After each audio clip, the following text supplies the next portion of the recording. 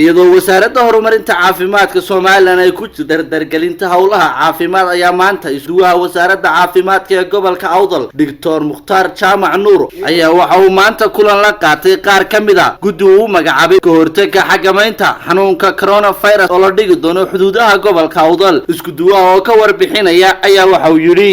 xubnaha oo ka tirsan 7 xubnood oo hogaaminaya isku duwuhu ku xigeenna uu yahay agaasimaha guud ee isbitaalka guud ee Boorame iyo xubno kale oo ka mid yihiin fayadhowrka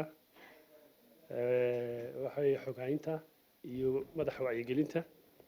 iyo BHC-ga oo ah ninka noo qaabilsan xanaanadka ayaa waxaan maanta kulankan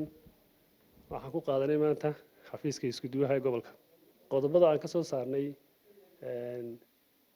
cudurkan COVID-19 anagoo raacana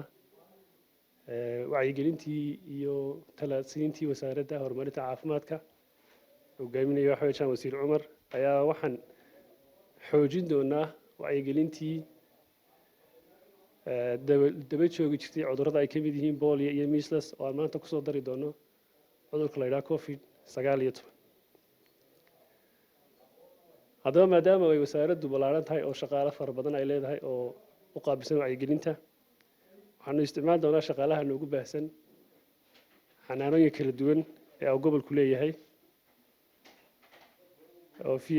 IYCF iyo qolooyinka bixiya caafimaadka wacyigelintiisa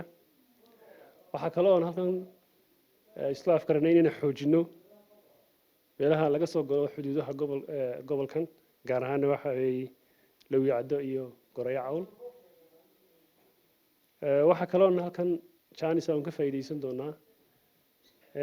inay nagala qayb galaan qolooyinka naga caawiya caafimaadka hay'adaha oo ay ugu horeeyaan HPA oo bariyahanba ku mashquulsanay inay diyaariso waxyaalaha wacyigelinta ah inaan uga faa'iideysano wacyigelinteeda shantii qodob ee ka soo baxay wasaaradda horumarinta caafimaadka in lagu la tacaalayay cudurka COVID-19 waxa kale oo saaka shaqaale u astaynay inaan geyno Gorayo Cawl shaqaalahaas oo aan ka keeni doono xanaanooyinka jaaraha horta iyo dhanka shaqaalahaas oo markii hore aan tababar siinay ayaa waxaan si degdeg ah uga hawlgelin doonaa toddobaadka soo socda dabiiqadiisa toddobaadkan aan ku jirnaa dabiiqadiisa xuduudda Gorayo Cawl waxa kale oo isla afkaranay guddidan inaan wacyigelinta ka bixino masaajidada iskuulada iyo dhammaan meelaha dadka ay isugu iman karaan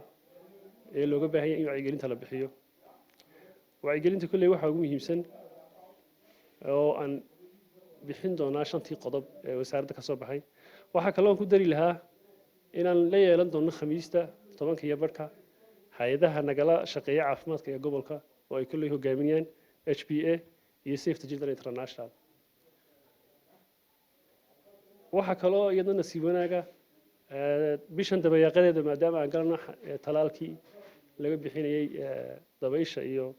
jadeecada oo kulley talaal xoog weyn ah inaan ka faa'iideysan doono qaybtiisa wacyigelinta si aan dhammaan gobolka shaqaalaha iyo dadka caafimaadka iyo dadweynaha dhammaan baan u isticmaalno inaan ka wacyigelino cudurkan COVID-19